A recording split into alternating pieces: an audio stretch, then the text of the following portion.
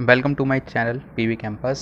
तो चलिए स्टार्ट करते हैं। हमने जो प्रीवियस वीडियो में पढ़ा था, अब उस वीडियो के थोड़ा आगे बढ़ते हैं और हमने जहां थोड़े बेसिक कॉन्सेप्ट समझे थे क्षेत्रफल या सदिश तक के, अब उसके आगे नेक्स्ट टॉपिक है जो कि एक बेसिक कॉन्सेप्ट है जो आपने 11th में पढ़ा भी होगा। तो उसी बेसिक कॉन्सेप्ट को आगे डील करते हैं जो है आपका समतल कोण। ठीक है, जिसे इंग्लिश में बोलते हैं प्लेन एंगल। जैसे आपने पढ़ा होगा कि दो कॉम्प्लीमेंट्री यूनिट्स होती हैं। ठीक है, जो कॉम्प्लीमेंट्री यूनिट्स होती हैं जिन्हें हम बोलते हैं पूरक क्वांटिटीज़। ठीक है, जिसमें आता है आपका एक प्लेन एंगल और एक आता है आपका सॉलिड एंगल, जिसे हम हिंदी में बोलते हैं प्लेन एंगल को समतल कोण, और जो आपका होता है सॉलिड एंगल उसको बोलते हैं घन कोण। ठीक है, तो यहाँ पे हमें दोनों के बारे में ही स्टडी करनी है कि वो दोनों हैं क्या और कैसे इनको डिफाइन किया जाता है, क्योंकि हम फिर इसके आगे नेक्स्ट टॉपिक आएगा वो है गॉस थ्योरम। और गॉस थ्योरम में हमें सॉलिड एंगल के बारे में अच्छे से पता होना चाहिए जिससे कि हम गॉस थ्योरम को अप्लाई कर सकें। ठीक है, तो सबसे पहले डील करते हैं समतल कोण के साथ कि समतल कोण है क्या। ठीक है, तो देखो सबसे पहली बात जो ये खुद से डिफाइन करता है वो ये कि ये समतल की बात करता है, यानी कि प्लेन की बात करता है। तो प्लेन होता क्या है पहले हमें वो पता होना चाहिए। ठीक है, देखो अगर मैं बोलूँ कि आपने सिर्फ एक्स एक्सिस ड्रॉ कर दी, मान लो ये एक एक्स एक्सिस है, तो ये तो एक लीनियर लाइन होगी ना, एक रेखा होगी। एक्स एक्सिस की बात कर रहा हूँ तो एक रेखा की बात कर रहा हूँ सिंपली। लेकिन अगर मैं इस एक्स एक्सिस के साथ एक वाई एक्सिस और बना देता हूँ तो वाई एक्सिस के बनाने के साथ ही ये एक प्लेन को फॉर्म कर देगा, यानी कि एक समतल को फॉर्म कर देगा। तो ये क्या कहलाएगा? ये कहलाएगा आपका एक्स बाई प्लेन। ठीक है, तो आप लोगों को ये पता होना चाहिए कि एक्स बाई प्लेन होता क्या है। तो एक्स बाई प्लेन होता है एक एक्स एक्सिस और एक वाई एक्सिस के साथ मिलकर एक प्लेन फॉर्म करता है। ठीक है, अब आपको एक चीज और पता होनी चाहिए, वो ये आप लोगों ने शायद पहले पढ़ा भी होगा कि टू डायमेंशनल और थ्री डायमेंशनल ऑब्जेक्ट कौन कौन से होते हैं, या वो ऑब्जेक्ट कौन कौन से हैं जिनको हम टू डायमेंशन में रखते हैं और कौन कौन से ऐसे जिनको हम थ्री डायमेंशन में रखते हैं। तो देखो अगर वो बोलूं ठोस गोला या सॉलिड स्फेयर, तो सॉलिड स्फेयर रखा जाता है आपका थ्री डायमेंशन में, और अगर बोलूं मैं आपको टू डायमेंशन के लिए तो हम यहाँ पे ले सकते हैं हॉलो स्फेयर। तो हॉलो स्फेयर की बात करूं तो वो आता है आपके पास टू डायमेंशन में, और सॉलिड स्फेयर आता है आपका थ्री डायमेंशन में। देखो कोई भी ऐसा ऑब्जेक्ट जिसमें कि क्या क्या हो, लंबाई चौड़ाई ऊंचाई तीनों हो, उसको हम बोलते हैं थ्री डायमेंशन ऑब्जेक्ट। और जिसमें सिर्फ लंबाई चौड़ाई हो या चौड़ाई मोटाई हो या मोटाई ऊंचा लंबाई हो, कोई भी दो हो, तो वो कौन सा कहलाएगा? Two dimension. तो देखो हॉलो स्फेयर की अगर बात करूं तो उसमें मोटाई गायब होती है, उसमें लंबाई चौड़ाई होती है बस, क्योंकि उसमें बीच का जो सॉलिड पार्ट होता है वो होता ही नहीं है। अब वो सॉलिड पार्ट ना होने की वजह से वो किस में चला जाता है? टू डायमेंशन में। और सॉलिड स्फेयर की अगर बात करूं तो इसमें बीच वाला पार्ट कैसा होता है? सॉलिड होता है, इसी वजह से इसको हम क्या बोलते हैं? Three dimension. ठीक है, अगर बात करूं मैं कोई भी एक कर्व है तो ये कैसा होगा? कर्व हमेशा टू डायमेंशन होते हैं, क्योंकि कर्व कभी भी एक लाइन थोड़ी होता है, कर्व में एक झुकाव होता है, इस तरह से होता है कर्व। ठीक है, जब मैं इस कर्व की बात कर रहा हूं तो ये कैसा हो गया? ये हो गया टू डायमेंशन। टू डायमेंशन का मतलब हो गया कि ये एक प्लेन को कंसिस्ट करेगा। टू डायमेंशन, देखो टू डायमेंशन का मतलब हो गया कि ये एक समतल को कंसिस्ट करेगा, यानी कि एक प्लेन को कंसिस्ट करेगा। अच्छा, टू डायमेंशन को हिंदी में क्या बोलेंगे? द्विविमीय, और इसको बोलेंगे त्रिविमीय। त्रिविमीय वस्तुएं होती हैं, ऐसी द्विविमीय वस्तुएं होती हैं। ठीक है, तो मैं कर्व की बात कर रहा हूं या वक्र की बात करूं तो वो कैसा होगा? वो एक प्लेन ऑब्जेक्ट होगा, या फिर मैं कह सकता हूं ये एक टू डायमेंशन ऑब्जेक्ट हो गया। ठीक है, अब अगर मैं इस वक्र को कुछ यहां पे बना दूं, इस तरह से बना सकता हूं, कोई दिक्कत थोड़ी है। वक्र मैंने बोला टू डायमेंशन है तो मैं टू डायमेंशन बना सकता हूं, बना दिया। अब मैं बोलूं कि इस वक्र के द्वारा इस सेंटर पर एक एंगल बन रहा होगा, लाइक ये, तो आप ये कह सकते हो कि किसी भी वक्र के द्वारा किसी समतल में उसके केंद्र पर बनने वाले कोण को प्लेन एंगल कहते हैं। ठीक है, किसी वक्र के द्वारा किसी समतल में उसके केंद्र पर बनने वाले कोण को क्या बोलेंगे हम? समतल कोण। ठीक है, अब देखो ये फॉर्मूला आपने यहां कैसे डिफाइन किया था? आपने ये डिफाइन किया है कि मान लो कि मेरे पास ये वक्र है, इसकी एक दूरी होगी, जो रेडियस के बराबर रहेगी। मैंने मान लिया कि वक्र बहुत छोटा है, बहुत छोटा, तो जिसकी वजह से ये दूरी, ये वाली दूरी और ये वाली दूरी तीनों ही बराबर होंगी, जो कि किसके बराबर होगी, आर, जो कि इसकी किसके बराबर है, त्रिज्या के बराबर मान ली मैंने। ठीक है, मान लिया कि त्रिज्या के बराबर होगी जिस पे ये कर्व को ड्रॉ किया गया है। ये त्रिज्या हो गई, ये कहलाता है आपका चाप, ये त्रिज्या और ये चाप, जिसकी लेंथ मान ली मैंने चाप की एल होगी। ठीक है, तो आपने एक रिलेशन पढ़ा था, वो था कि कोण बराबर होता है चाप बटे त्रिज्या। ठीक है, तो चाप का हो गया फॉर्मूला, चाप की होगी एल और रेडियस हो गई आर, तो थीटा बराबर आपने ये पढ़ रखा है ऑलरेडी। ठीक है, तो थीटा को डिफाइन किया जाता है एल अपॉन आर से, तो यहां पे फॉर्मूला बन जाता है समतल कोण बराबर होता है चाप बटे त्रिज्या के, तो वो यहीं से बनता है। ठीक है, अच्छा ये फॉर्मूला ड्राइव कैसे होता है ये भी बताऊं। देखो, अगर मैं बोलूं कि बहुत छोटा एलिमेंट है, ये अगर बहुत छोटा एलिमेंट है तो कुछ इस राशि ये एक राइट एंगल भी फॉर्म कर सकता है, जो कि यहां पे कितना होगा, थीटा। तो आपको अगर बोलूं कि आप यहां पे टेन थीटा लगाओ, तो टेन थीटा बराबर क्या होगा, लंब बटे आधार, ये एल के बराबर थे, आर के बराबर, तो एल अपॉन आर।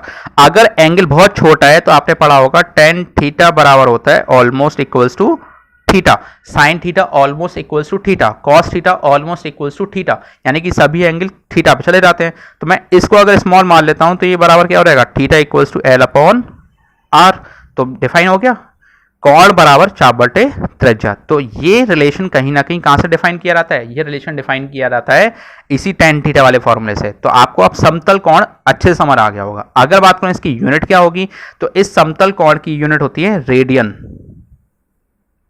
ठीक है, तो रेडियन इसकी यूनिट है। अगर बोलूं कि एक रेडियन कितने के बराबर होगा, अगर मैं बोलूं कि एक रेडियन बनाना है, तो आपने 11वीं क्लास में सीखा होगा या उससे पहले भी सीखा होगा कि जब भी कोई डेफिनेशन बनाई जाती है तो डेफिनेशन बनाने का एक सेंस होता है कि theta equals to L upon R है फॉर्मूला। तो मैं क्या करूं, इस लेंथ को मान लेता हूं 1 मीटर, इसको मान लेता हूं 1 मीटर, तो ये कहीं ना कहीं क्या हो जाएगा 1 रेडियन। तो आप ये कह सकते हो कि किसी भी 1 मीटर यूनिट या 1 मीटर यूनिट के चाप के द्वारा 1 मीटर रेडियस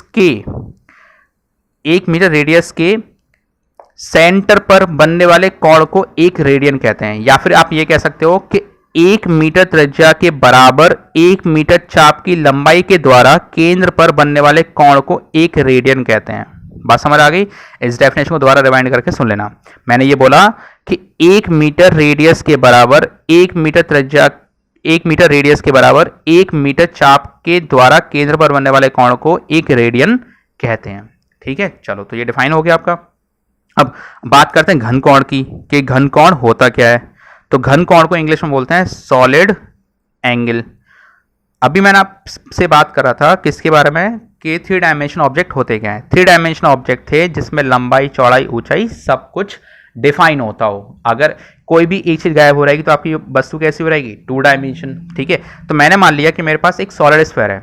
ठीक है, यानी कि आप बोल सकते हो एक लेदर की बॉल आपके पास है। ठीक है, उस लेदर की बॉल पे अगर बोलूं कि आप एक छोटा एलिमेंट कट करो, तो वो छोटा एलिमेंट या जो एक सूक्ष्म खंड होगा, वो खंड हमेशा कैसा होगा, 2 डायमेंशन। क्योंकि जब उस पे से आप एक छोटा सा एलिमेंट कट करोगे, मान लो ये एक सॉलिड स्फीयर है, इसमें से आप छोटा सा एलिमेंट कट करो, यानी उसका सरफेस ही तो काटोगे आप।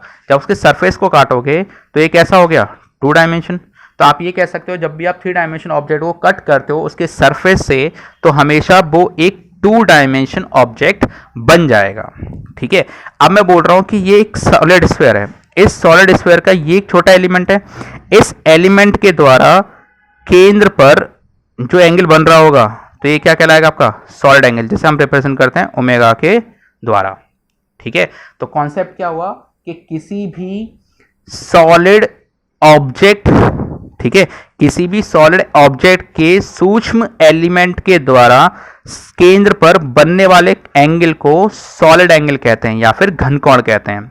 अब ये एक एलिमेंट है, 2 डायमेंशन एलिमेंट है, तो इसका अपना एक एरिया होगा जो मैंने मान लिया किसके बराबर है, लेट ए के बराबर है। अच्छा, सूक्ष्म एलिमेंट है तो मैंने मान लिया डी ए के बराबर होगा। ठीक है, और ये दूरी होगी एक, क्योंकि मैंने आपको बताया ना जब सूक्ष्म एलिमेंट लेते हैं तो वो दूरियां सारी बराबर रह जाती हैं। मैंने मान लिया त्रिज्या होगी आर के बराबर, तो फॉर्मूला बनेगा omega equals to area upon, देखो अब यहाँ पर अगर बात करूँ रेडियस लिखोगे, सीधी सीधी बात है, क्योंकि आप ऊपर भी लिख के आए थे, ये कहलाएगा यहाँ पे क्षेत्रफल बटे त्रिज्या।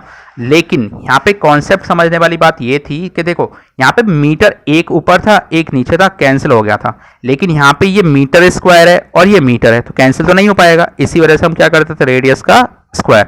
तो फॉर्मूला बन जाएगा आपके पास omega equals to area upon radius का स्क्वायर। ठीक है, तो ये हो गया घनकोण। घनकोण का फॉर्मूला हो गया क्षेत्रफल बटे त्रिज्या का स्क्वायर। अच्छा, इसकी यूनिट क्या होती है, इसकी यूनिट होती है स्टेरेडियन। स्टेरेडियन, ठीक है, तो ध्यान रखना स्टेरेडियन इसकी यूनिट है।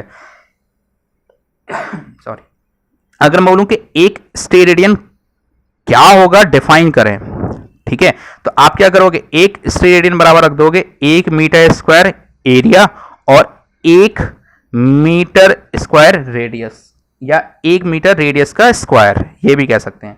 तो अब एक स्टेरेडियन को अगर डिफाइन किया रहा है तो ये कहेंगे कि एक स्टेरेडियन वह घन कोण है जो गोलीय पृष्ठ के वृत्त की त्रिज्या के गोलीय पृष्ठ के त्रिज्या के वर्ग के बराबर क्षेत्रफल के द्वारा केंद्र पर बनने वाले कोण के बराबर होता है। ठीक है, बात समझ आ गई। तो ये होगी इसकी डेफिनेशन। अब देखो जो मैंने निकाला है ये एक सूक्ष्म अवयव के द्वारा निकाला है। अब मैंने इसे सूक्ष्म अवयव के द्वारा निकाला है, लेकिन मुझे डिफाइन करना है संपूर्ण पृष्ठ के द्वारा। तो संपूर्ण पृष्ठ के लिए क्या करोगे आप, इस एरिया की अगर बात करूं फॉर्मूला बनाते हैं तो बनेगा omega equals to D A upon R square. ये तो हुआ सूक्ष्म अवयव के द्वारा, मुझे बनाना है संपूर्ण पृष्ठ के द्वारा। तो क्या करूं मैं, इसका इंटीग्रेशन कर दूं। तो इंटीग्रेशन करने पे क्या हो जाएगा, एरिया आ रहेगा, तो यह आ रहेगा ओमेगा बराबर ए अपॉन आर स्क्वायर। एरिया क्या होता है आपको पता है, 4 पाई आर स्क्वायर होता है गोलीय पृष्ठ का, है ना। गोलीय पृष्ठ का एरिया होता है 4 pi R square upon R square. तो 4 पाई क्या हो गया इसका घनकोण।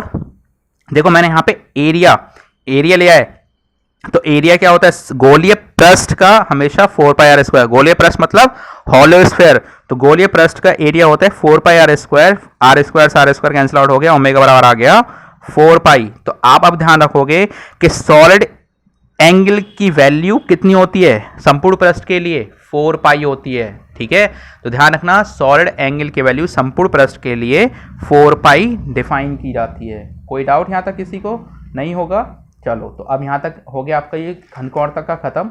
अब एक काम करते हैं, नेक्स्ट टॉपिक करते हैं, वो है वैद्युत फ्लक्स। तो वैद्युत फ्लक्स को भी डिफाइन कर लेते हैं। देखो चलो एक काम करते हैं, वैद्युत फ्लक्स को नेक्स्ट वीडियो बनाते हैं कि वो एक सेपरेट टॉपिक हो जाएगा, फिर इसमें मिक्स हो जाएगा, ज़्यादा लेंथी भी हो जाएगा। तो नेक्स्ट वीडियो में करते हैं।